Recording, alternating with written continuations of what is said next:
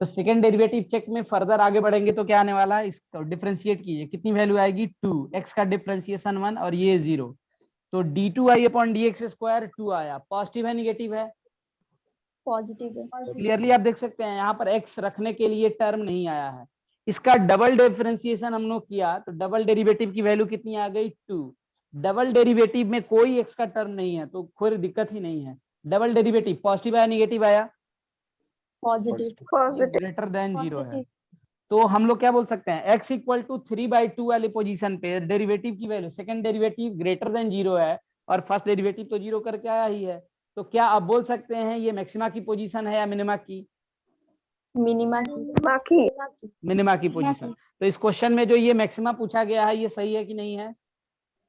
ये रेंडमली हमने बोला x find minimum value maximum value वाले में, तो यहाँ पर क्या होना चाहिए, मिनिमम वैल्यू ऑफ वाई हमें बताने का। समझ में आ रहा है क्या? Yes sir. तो ये डबल, तो यहाँ पर हम लोग क्या दिख रहा है, तो लिखेंगे क्या statement, at x equal to 3/2 y has minimum value, y की क्या वैल्यू होगी, मिनिमम वैल्यू होगी, y की वैल्यू मिनिमम होगी। और वो मिनिमम कितना होगा, ये तो वो पोजीशन आ गई। और y मिनिमम कितना निकलेगा, जब x की जगह पर क्या पुट कर दें, ये y है, y में जब x की जगह पर आप 3/2 पुट कर दोगे तो y की क्या वैल्यू आएगी, मिनिमम वैल्यू आएगी। कितना हो जाएगा वो, 3/2 का square minus 3 into 3/2 plus 5। Solve कर देंगे, जो आएगा वो y की मिनिमम वैल्यू होगी। यहां तक किसी को कोई डाउट? No sir. ठीक है, तो मैक्सिमा मिनिमा में अब इसको देखते हैं, इसमें फिजिक्स में किस तरह से क्वेश्चंस होंगे। एक और मैं क्वेश्चन ले रहा हूं जहां पर आपको सेकंड डेरिवेटिव चेक बेहतर वे में समझ में आएगा।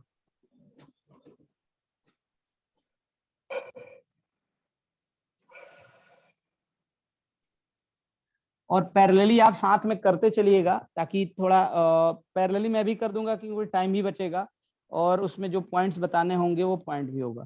क्वेश्चन ले रहे हैं हम लोग, y equal to 3x square, y equal to example y equal to x cube minus 4x square plus 5x plus 1, ये y की वैल्यू है। और हमें बताना है, यहाँ पर देखोगे ना जो मैक्सिमा मिनिमा लोकल मिनिमा ये सब की बात हो रही थी ना, वो समझ में आ जाएगा आपको और ज्यादा बेहतर बने। ये y x के साथ ऐसे चेंज हो रहा है। इसके बाद मैं फिजिक्स वाले क्वेश्चन पे आ जाऊंगा। ये y है हमारे पास, हमें बताना है y की maximum minimum value, find minimum maximum value of y। Procedure के साथ हम लोग आगे बढ़ेंगे। इसमें क्या लिखेंगे, फॉर मैक्सिमा ऑब्लिक मिनिमा, दोनों के लिए स्लोप कितना होता है, इसका फर्स्ट डेरिवेटिव स्लोप होता है dy बाई dx की value 0। What is dy by dx, मन करे तो अलग से निकाल दीजिए या यहाँ निकालिए। ये अगर y है तो dy बाई dx कितना होगा, डायरेक्ट लिख दें क्या, x क्यूब कितना होगा, x स्क्वायर हो जाएगा, एक तीर इधर ले एक पावर कम कीजिए, इसका कितना होगा 4 और x स्क्वायर का 2x, तो ये हो गया -4 इंटू 2x, ये होगा 5 और x का हो जाएगा 1, तो ये हो गया 5 और 1 का हो जाएगा 0। तो dy बाई dx कितना आ गया, 3x square minus 8x plus 5। तो dy बाई dx 0 पुट कर देना है, यानी कि 3x square minus 8x plus 5 equal to 0। अब इसको देखिए, क्या एक क्वाड्रेटिक वाले में भी सॉल्व करते थे इस तरह का क्वेश्चन आप? यस। हाँ, तो या तो फैक्टराइज करके करते हैं या जो आप फॉर्मूला पढ़े हो सीरीधाराचार्य फॉर्मूला उसको लगाते हैं। ऑल दो यहाँ देखोगे तो ये फैक्टराइज हो जाएगा। ये कितना हो जाएगा, मल्टीप्लाई करेंगे तो 15 और 8 को ये मल्टीप्लाई होगा तो प्लस 15। इसको ऐसे तोड़ना है कि जोड़ने पे -8 हो जाए और मल्टीप्लाई करने पे 15। क्या क्या तोड़ देंगे, -5 मल्टीप्लाई करने पे 15 और जोड़ देने पे -8। तो तोड़ लीजिए इसको, 3x square minus 3x minus 5x plus 5 equal to 0। x common ले लेंगे, क्या बचेगा, x माइनस 3, 3x कॉमन हो जाएगा ना, 3x कॉमन ले लीजिए तो x माइनस 1 यहाँ से x बच जाएगा, यहाँ से 1 बच जाएगा, और यहाँ से कॉमन क्या ले लीजिए, -5। तो यहाँ से बच जाएगा x, और ये माइनस है तो इसको भी माइनस कर देगा, -1। इनमें से कॉमन हो जाएगा x -1, तो यहाँ से बच जाएगा 3x, और यहाँ से बच जाएगा -5। जिसको जहां पर डाउट होगा पूछिएगा। अब अगर ये इसके बराबर 0 है तो क्या लिख सकते हैं, या तो x -1 0 होगा, या फिर 3x - 5 0 होगा, या दोनों 0 हो सकता है। तो यहाँ से क्या आएगा, या तो x = 1, या फिर x की 2 वैल्यू आ गई। एक वैल्यू कितनी आ जाएगी, x = 5/3। 5/3। तो इस दो टर्म का मतलब क्या होगा, ये कहां से आ रहा है, ये टर्म आ रहे हैं हमारे पास, ये दो टर्म जहां पर हमारे पास dy/dx की वैल्यू कितनी आ रही है, 0 आ रही है। वो है x = क्या बोलेंगे, x = 1 पे dy/dx 0 होगा, एंड x = 5/3 पे dy/dx कितना होगा, 0 होगा। अब आपको कंफर्म बताना है कि इसमें से कौन मैक्सिमा का पॉइंट है, कौन मिनिमा का पॉइंट है, या फिर दोनों मैक्सिमा है दोनों मिनिमा है, क्या है, ये सारी चीजें हमें बतानी होती हैं। तो वो चीज कंफर्म अभी बता पाएंगे, नहीं बता पाएंगे, अभी नहीं बता पाएंगे। उसके लिए क्या होगा, सेकंड डेरिवेटिव आपको चेक करना पड़ेगा, सेकंड डेरिवेटिव चेक। यानी कि dy/dx को एक बार और डिफरेंशिएट कीजिए, d2y/dx² कितना आएगा, dy/dx को एक बार और डिफरेंशिएट कीजिए, d/dx ऑफ 3x² - 8x + 5 कितना हो जाएगा, ये 6x - 8। सब लोग जल्दी जल्दी कर सकते हैं। 3x² का मैं डायरेक्ट कर दे रहा हूँ, x² का 2x हो जाएगा, 3 से मल्टीप्लाई हो जाएगा, तो ये हो जाएगा 6x, ये हो गया -8, x का 1 हो जाएगा और 5 का 0 हो जाएगा। ये आपका आ गया सेकंड डेरिवेटिव। किसी को इसमें कोई डाउट, नो सर। नहीं सर। अब आप देखिए, अब पुट कीजिए एट x = x1 d2y/dx² क्या आएगा, पॉजिटिव आएगा निगेटिव आएगा, d2y/dx² ये है, तो ये वैल्यू 6 × 1 - 8, तो वैल्यू आ जाएगी -2, जो कि क्या है, सेकंड डेरिवेटिव की वैल्यू क्या आ रही है, नेगेटिव आ गई, लेस देन 0। मैं नीचे लिख दे रहा हूँ, ये वैल्यू -2 जो कि क्या है, लेस देन 0 है। तो x = x1 पे, यहाँ देखिए x = x1 पे dy/dx 0 एंड d2y/dx² क्या है, लेस देन 0। तो x = x1 मैक्सिमा का पॉइंट है या मिनिमा का पॉइंट है, मैक्सिमा का। इसकी बात करें तो ये मैक्सिमा का पॉइंट है। मैक्सिमा पे फर्स्ट डेरिवेटिव 0 होता है। मैक्सिमा जिनको कंफ्यूजन हो ना, याद कीजिए मैक्सिमा पे डबल डेरिवेटिव निगेटिव और मिनिमा पे डबल डेरिवेटिव पॉजिटिव, वैसे भी याद रख सकते हैं। तो ये पोजीशन हो गया, तो क्या लिखेंगे, एट x = 1 y की वैल्यू क्या होगी, y की वैल्यू मैक्सिमम होगी।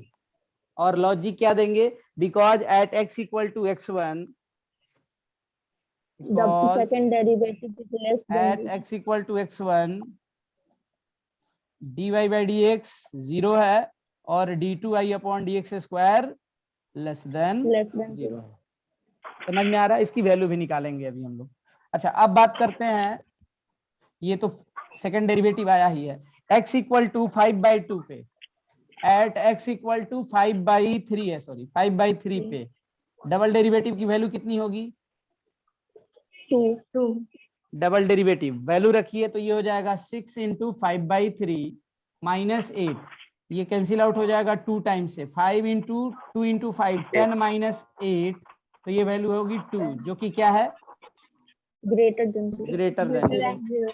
तो क्या लिखेंगे, eight x = 5/3 dy/dx is 0 and d2y/dx² is greater than 0। तो यहां से क्या स्टेटमेंट आएगा, एट x = 5/3 y की वैल्यू क्या होगी, y की वैल्यू मिनिमम होगी। समझ में आ रहा है सबको, यस सर। इसमें क्वेश्चन मालूम है किस तरह का हो सकता था, अब उसकी वैल्यू भी निकालेंगे। अब क्या पूछा जाएगा, अगर ये पूछा गया होता फर्दर y की मैक्सिमम वैल्यू क्या होगी और y की मिनिमम वैल्यू क्या होगी, तो y की मैक्सिमम वैल्यू निकालनी होती तो y x के ऊपर क्या पुट करेंगे, y की मैक्सिमम वैल्यू होगी x = 1 पे, तो इस एक्सप्रेशन में x की जगह पर 1 पुट करेंगे तो y की मैक्सिमम वैल्यू आएगी, और इस एक्सप्रेशन में y की मिनिमम वैल्यू आएगी तब जब आप x की जगह पर 5/3 पुट करेंगे। 5/3 पुट करेंगे तो इनकी वैल्यू आ जाएगी। समझ में आ रहा है सबको ये? Yes Yes, sir. ठीक है। अब ये क्वेश्चन फिजिक्स का होता तो ये क्वेश्चन कैसे होता, इधर देखिए। मान लीजिए किसी बॉडी की पोजीशन टाइम के साथ चेंज हो रही है, यही सेम ही क्वेश्चन रख रहा हूं मैं। एक्स क्या है? पोजीशन है, और ये हो जाता time, t³ minus 40² plus 5t+1। Question में क्या दिया जाता? एक बॉडी की पोजीशन जो मूव कर रही है टाइम के साथ चेंज हो रही है, और वो टाइम के साथ इस एक्सप्रेशन के साथ चेंज हो रही है।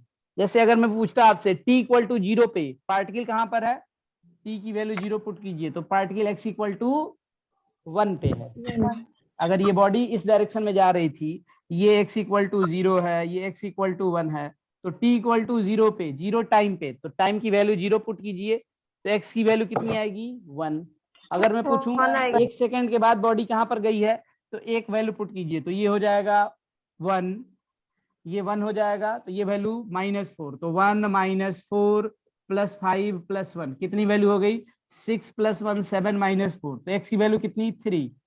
तो t=1 सेकंड पे पार्टिकल कहां पर पहुंच गया? x=3 पे। इसी तरह टाइम के साथ बॉडी की पोजीशन क्या हो रही है? चेंज हो रही है, मतलब बॉडी मूव कर रही है। तो आपसे क्वेश्चन पूछ दिया जाता है इसमें, बॉडी की मैक्सिमम और मिनिमम वेलोसिटी बताइए क्या थी। एक बॉडी जो एक्स डायरेक्शन में मूव कर रही है इस रिलेशन के साथ, उसकी पोजीशन चेंज हो रही है, तो बॉडी की मैक्सिमम वेलोसिटी और मिनिमम वेलोसिटी हमें बतानी होगी क्या होगी। तो उस कंडीशन में हमसे वेलोसिटी पूछा गया, और हमें फिजिक्स में क्या पढ़ाया जाएगा? वेलोसिटी क्या होती है? dx/dt। ये हम लोग फिजिक्स में ये पढ़ेंगे बस। अब इसके बाद का सारा काम किसका हो जाएगा? मैथमेटिक्स का। हमें क्या बताना है? हमें बताना है Vmax and Vmin, maximum velocity और मिनिमम वेलोसिटी निकालनी है। समझ में आ रहा?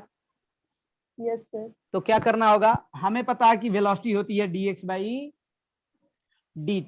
तो dx/dt की वैल्यू 0 इक्वेट करके निकालेंगे कहां पर, किस जगह पर, किस टाइम पे वेलोसिटी मैक्सिमम, मतलब dv/dx 0 हो रहा है, dx/dt 0 हो रहा है, फर्दर वहां पर हम लोग मैक्सिमम मिनिमा की कंडीशन से चीजें निकालते हैं। खैर, तो जब फिजिक्स आएगा तो हम लोग उसको ज्यादा बेहतर वे में यूटिलाइज करेंगे। ये सबको समझ में आ रहा है? yes, sir. Yes sir. ठीक है।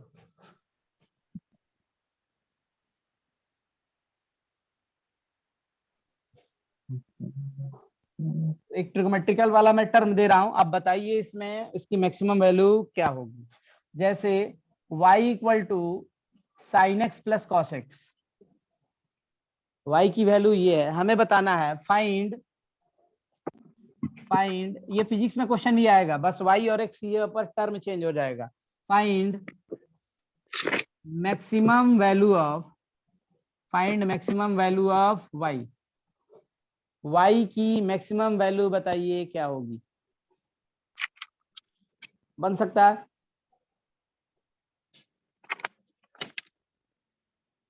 बनाइए। बिल्कुल, अभी आपको जो तरीका बताया गया उसी तरीके से बनाना है। फिजिक्स में एक और अच्छी बात होगी आपसे ना, अगर पूछेगा ना मैक्सिमम वैल्यू आपसे पूछ रहा है ना, तो आप जो निकालने जा रहे हो ना, बहुत बार हम लोग सेकंड डेरिवेटिव चेक नहीं करेंगे, बिकॉज जो आप पहली बार निकालोगे ना उसके बाद ही आंसर आ जाएगा। हमें कॉम्प्लिकेटेड क्वेश्चंस कम रहते हैं मैथमेटिकली, तो हमारे लिए चीजें उतनी, हमें प्रोसीजर जानना है, लेकिन हमारे लिए कैलकुलेशन उतना टफ नहीं होगा जो कि प्योर मैथमेटिक्स के क्वेश्चन का होता है। जिसमें बायोलॉजी बैकग्राउंड से कौन कौन है? Nikhil, Yes, sir. Mitanshu, yes sir. अच्छा बायोलॉजी वाले ही सबका नाम आ रहा है। Monika, no sir. Muskan, yes sir. अच्छा इस बायोलॉजी वाले में, मैथ्स वाले में मुझे लगता है 4-5 लोग हैं। निशांत, बायोलॉजी, अच्छा उसमें बहुत लोगों का तो मुझे पता है जो लोग ज्वाइन करते हैं उधर वाले में। चलिए ठीक है, मतलब अच्छे खासे लोग मैथ्स वाले भी हैं, तो खैर कोई बात नहीं। अच्छा इसका मैथ्स किसी का अच्छा है तो अच्छी बात है, फिजिक्स अच्छी हो सकती है, लेकिन अगर मैथ अच्छा है तो फिजिक्स अच्छी हो जाएगी ना, थोड़ा अलग हिसाब किताब है। हमें उसको यूज करने आना चाहिए, ये ज्यादा जरूरी होती है फिजिक्स में चीजें। लेकिन हाँ, अगर आपका मैथ्स स्ट्रांग है तो बहुत चांस है आपका फिजिक्स स्ट्रांग हो जाएगा। लेकिन इसका ये मतलब नहीं है कि बायोलॉजी वालों के फिजिक्स स्ट्रांग नहीं होते हैं। आप देखोगे आपके क्लासरूम में ऐसा भी हो सकता है कि बायोलॉजी वाले बच्चे का लगभग फिजिक्स मैथ्स वालों से भी काफी बेहतर रहता है। तो क्योंकि हमें जो मैथमेटिक्स पढ़नी है ना फिजिक्स के लिए, वो बहुत कम है, उसी से हमारा काम चल जाता है। और उतना पढ़ने के लिए हमें बहुत ज्यादा मैथमेटिक्स का एक्सपर्ट होने की जरूरत नहीं है, हमें चीजें बस पता होनी चाहिए और उसको यूज करने आना चाहिए। आगे आंसर सबका, कुछ लोगों का आंसर तो आया हुआ है लेकिन ये आंसर नहीं है, वन आंसर नहीं होगा, आंसर वन नहीं आएगा। 1 मिनट का और टाइम लीजिए, आंसर निकालिए सब लोग। अभी जैसे बताया गया वैसे ही निकाल सकते हैं, कोई दिक्कत नहीं है। और जो लोग ट्रिग्नोमेट्री से पढ़ रहे हैं उनको तो इसका पढ़ाया जा चुका है, याद है क्या कुछ?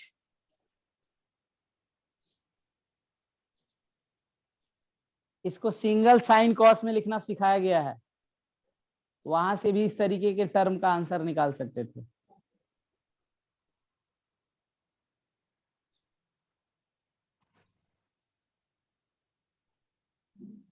एक लोग किसी का सही आंसर आया, इधर देख लीजिए। हमें अभी हम लोग जो ना पढ़े हैं ना, उससे हम लोग जो अभी पढ़ रहे थे ना, इतना आपको ट्रिग्नोमेट्री वाला नहीं आएगा। हम लोग एक क्वेश्चन अलग से करने के लिए बस इस क्वेश्चन को देख रहे हैं। मान लीजिए हमें मैक्सिमम वैल्यू फॉर मैक्सिमा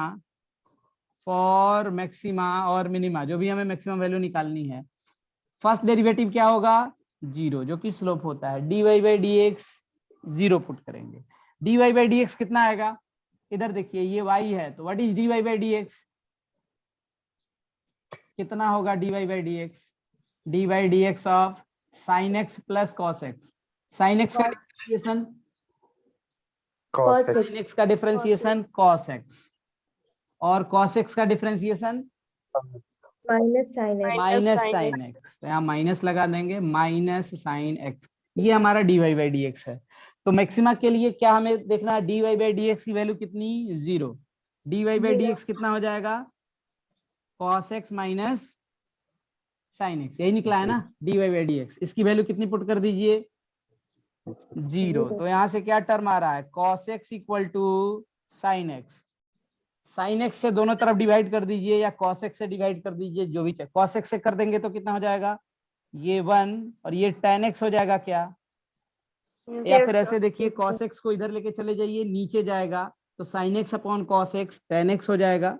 या फिर लिख ही दे रहा हूं मैं, ये sin x upon cos x, और यहाँ क्या बच गया? 1 इंटू cos x है, इसको नीचे भेज दिया। तो हमें क्या यहाँ से मिल गया? यहाँ आ गया हमें tan x equal to 1। tan x 1 कब होता है? Tan equal to 45. 45 डिग्री पे। पढ़े हैं सब लोग? Yes, sir. तो x की वैल्यू कितनी? 45. यहाँ x, यहाँ जो x दिख रहा है ना, ये एंगल है, एंगल का ही साइन और कॉस निकलता है। समझ में आ रहा? तो हमें ये पता चल गया कि x इक्वल टू 45 डिग्री, यहाँ पर वैल्यू पुट की जाएगी तो y की वैल्यू क्या आएगी? y की वैल्यू मैक्सिमा होगी या मिनिमा होगी? कंफर्मेशन के लिए क्या करना होगा? अगर आप कंफर्म करना चाहते हैं तो क्या निकालिए पहले? d2y upon dx square. dy by dx को फर्दर डिफरेंशिएट कीजिए। मैं अगेन बोल रहा हूं, ये सारा काम फिजिक्स में आपको करने की जरूरत नहीं पड़ेगी, पहली बार में ही आंसर आ जाएगा। लेकिन चूंकि पहली बार पढ़ रहे हैं हम लोग, तो उसका पूरा प्रोसीजर हम लोग फॉलो करेंगे। मैं आपको बताऊंगा फिजिक्स में चीजें कैसे और जल्दी बन जाएंगी, लेकिन पहली बार में प्रोसीजर जानना बहुत जरूरी है। क्या करेंगे? सेकंड डेरिवेटिव चेक के बाद ही। हम लोग अभी कंफर्म नहीं बोल सकते हैं कि x इक्वल टू 45 डिग्री पे y की वैल्यू मैक्सिमम होगी कि मिनिमम होगी। या तो मैक्सिमम होगी या मिनिमम होगी। क्या होगी वो सेकंड डेरिवेटिव चेक से पता चलेगा। सेकंड डेरिवेटिव चेक करने पे इसका सेकंड डेरिवेटिव निकालिए तो cos का ये क्या हो जाएगा? cos x minus sine x, यही है ना dy by d x. Differentiation cos x का क्या होगा? Minus sin x. Minus sine x। और ये तो फॉर्मूले यहाँ का माइनस हो गया और साइन एक्स का कॉस एक्स हो जाएगा। इधर देखिए at x equal to 45 degree, x equal to 45 degree पे डबल डेरिवेटिव क्या आएगा? एक्स इक्वल टू 45 डिग्री रखिए वैल्यू इसमें, तो डबल डेरिवेटिव की वैल्यू कितनी हो गई? Minus sine 45 minus cos 45। समझ में आ रहा है क्या? cos 45. Yes, तो sir. ये वैल्यू हो जाएगी minus sine 45 is 1/2. 1/√2 1 by root. और ये माइनस 1/√2, यानी कि हो गया माइनस 2/√2। पॉजिटिव है निगेटिव है? नेगेटिव। नेगेटिव है। तो at x equal to 45 degree double derivative positive आया निगेटिव आया? Negative. निगेटिव। और फर्स्ट डेरिवेटिव कितना है? फर्स्ट डेरिवेटिव उस जगह पर 0 है। तो x इक्वल टू 45 डिग्री पे y की वैल्यू मैक्सिमम होगी मिनिमम होगी? Maximum. मैक्सिमम होगी, बिकॉज डबल डेरिवेटिव निगेटिव है और फर्स्ट डेरिवेटिव 0 है। तो यहां से कंफर्म पता हो गया कि x इक्वल टू 45 डिग्री पर क्या है? मैक्सिमम वैल्यू मिलेगी। तो y मैक्सिमम निकाल सकते हैं, मैं स्टेटमेंट नहीं लिख रहा हूं। स्टेटमेंट क्या लिखा जाएगा? At x equal to 45 degree y की वैल्यू मैक्सिमम होगी। और y मैक्स होगा कितना? जब x की जगह पर क्या पुट कर दें? ये y है, x के साथ चेंज हो रहा है। जब x की वैल्यू 45 होगी तो y की वैल्यू मैक्सिमम होगी। वैल्यू पुट कर दीजिए, sine 45 plus cos x, x की जगह पर 45 कितना? 1/√2 प्लस 1/√2 कितनी वैल्यू? एलसीएम √2 डिवाइड कीजिए 1, 1 ये 1 तो कितना? 2/√2 कैंसिल आउट कर देंगे तो क्या बचेगा? √2। समझ में आ रहा? Yes, sir. Yes, sir. Friction वाले चैप्टर में इस तरह का टर्म आपको मिलेगा भी। अच्छा, ये तो कुछ लोगों को डायरेक्ट भी पता है, ट्रिगोमेट्री में भी बताया गया था आपको, इसमें किसी को कोई डाउट नहीं है ना? No, sir. No, sir. इसका एक और तरीका आपको बताया गया था ट्रिगोमेट्री वाले टर्म में। इसको सिंगल या साइन के कॉस में, सिंगल साइन में लिख सकते हैं क्या? प्रोसीजर पढ़ाया गया है। Yes, sir. y equal to कितना लिखेंगे निशांत? यहाँ के कोफिशिएंट, ये साइन एक्स कॉस एक्स, ये दोनों टर्म बराबर होने चाहिए। तो इनके कोफिशिएंट से वैल्यू आंसर डायरेक्ट हम लोग लिखना सीखे थे, under root a² plus b² proof करके बताया गया था। तो क्या लिखेंगे? 1² plus 1² sign theta plus alpha, यहाँ पर x है तो x प्लस अल्फा, याद है? Yes, sir. हाँ, अभी धीरे धीरे मैं जानबूझ के इसको एक बार और यूज करा दे रहा हूँ, किसी बहाने वो टर्म एक बार रिफ्लेक्ट भी हो जाएगा। फिर दोबारा जब ये यूज में आएगा ना तो आपको चीजें याद रहेंगी। यहाँ पर आपको एक टर्म और बोला गया था, where tan alpha equal to b/a। A. Formula याद है? क्या पढ़े थे हम लोग? देखो, a sine theta plus b cos theta, अगर ये फॉर्मेट है तो इसकी value under root a² plus b² sine theta plus alpha, where tan alpha equal to b/a, ये पढ़ाया गया है। तो यहाँ पर देखिए b की जगह पर कितना? 1, a की जगह पर भी क्या है? 1 है। तो tan अल्फा की वैल्यू कितनी आ गई? 1, यानी कि ये किसके बराबर? tan 45 डिग्री, यानी कि अल्फा 45 डिग्री। तो y की जो वैल्यू है वो कितनी हो गई? √2 साइन x प्लस 45 डिग्री। 45. आप यहाँ से क्लियरली देख के बता सकते हैं, इसकी जरूरत भी नहीं थी, मैक्सिमम मिनिमम निकालना था तो यहीं से लिख के काम चल जाता। हमें पता है कि y की वैल्यू मैक्सिमम होती है कब? ये साइन की वैल्यू हमारे पास मैक्सिमम कितनी वैल्यू होती है? +1 और मिनिमम -1। y मैक्सिमम तब होगा, ये तो √2 है, जब ये मैक्सिमम होगा तो y की वैल्यू मैक्सिमम हो जाएगी। तो इसकी मैक्सिमम वैल्यू +1, तो y की मैक्सिमम वैल्यू कितनी हो जाएगी? √2। समझ में आ रहा है ये? तो हमें प्रोसीजर बहुत सारे पता होने चाहिए। आप देखोगे एक ही क्वेश्चन सॉल्व करने के अलग अलग तरीके डेवलप हो सकते हैं। तो अभी हम लोग उसी फेज में हैं कि एक मिनिमम टूल हम लोग सीख पाए, बहुत डेप्थ तक नहीं, एक काम चलाओ टूल, जिससे कि हमारी फिजिक्स की जर्नी इजी हो जाए, उसी को हम लोग कर रहे हैं। अगेन इतना सब कुछ पढ़ने में आपको ये नहीं कर लेना कि अभी ही आपको मास्टरी आ जाएगी इसमें या जल्दी जल्दी बनने लगेंगे, लेकिन हाँ आपको डिफरेंशिएशन का बेसिक्स ढंग से पता होगा, आपको कहीं पे कोई दिक्कत नहीं होगी।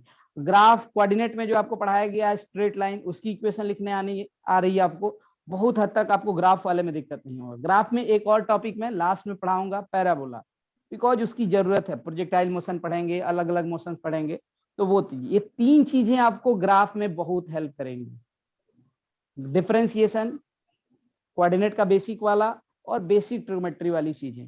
बाकी अलजेब्रा का थोड़ा थोड़ा जहां टर्म आएगा हम लोग उसको पढ़ते चलेंगे। बहुत जल्दी हम लोग बेसिक मैथमेटिक्स खत्म करने वाले हैं और उसके बाद हमारी फिजिक्स की क्लास स्टार्ट हो जाएगी। मोस्ट प्रोबेबली इस वीक में ही हम लोग फिजिक्स स्टार्ट कर लेंगे, बेसिक मैथमेटिक्स एंड करके। या फिर आगे बढ़ने के पहले एक जो टर्म आपको डिटेल में पढ़ना है, वो भी बेसिक मैथमेटिक्स के अंदर में ही आता है, लेकिन उसके क्वेश्चन आते हैं आपको, वो है आपका वेक्टर, स्केलर एंड वेक्टर जो आपको पढ़ना है सिलेबस में। तो वेक्टर आप उसको चैप्टर नहीं बोल सकते हैं, बिकॉज मैथमेटिक्स में वो पहले एक पूरा बुक हुआ करता था क्लास 12 में भी, अभी उसका थोड़ा सा हिस्सा पढ़ना होता है। तो मैथमेटिक्स के लिए तो वो बुक है, फिजिक्स के लिए वो हर चैप्टर का हिस्सा है। तो हम लोग स्केलर और वेक्टर या तो शुरू में पढ़ते हैं या फिर यूनिट डायमेंशन पढ़ने के बाद पहला ही हम लोग टॉपिक पढ़ते हैं स्केलर एंड वेक्टर, और फिर टॉपिक स्टार्ट होता है। बिकॉज अब आपको हर जगह पर स्केलर और वेक्टर से ही क्या करना है, डील करना है लगातार। तो वेक्टर उसका क्या क्या अलजेब्रा है, उसकी कैसे एडिशन सब्ट्रैक्शन होते हैं, क्या मल्टीप्लिकेशन होता है, वो चीजें हम लोग स्टार्ट कर देंगे। उसके लिए हमें बेसिक ट्रिग्नोमेट्री जो शुरू में बताई गई ना, उसकी जरूरत पड़ेगी। जिनका अगर लगता है छूट गया या अच्छे से नहीं आता है, टेंशन लेने की जरूरत नहीं है, बिकॉज वो टॉपिक ही ऐसा है कि वो साथ साथ ही चलता है। तो बेसिक ट्रिग्नोमेट्री आपकी साथ में ही कवर्ड हो जाएगी। तो वो फिजिक्स का एक्चुअल में चैप्टर नहीं है, लेकिन हाँ फिजिक्स पढ़ने के लिए वेक्टर स्केलर पढ़ना जरूरी होगा। ठीक है, तो आज की क्लास हम लोग यहीं पे एंड करते हैं। मैं इसका आज वाली क्लास का भी नोट शेयर कर दे रहा हूँ तुरंत क्लास के बाद ही, आप लोग उसको देख लीजिएगा एक बार।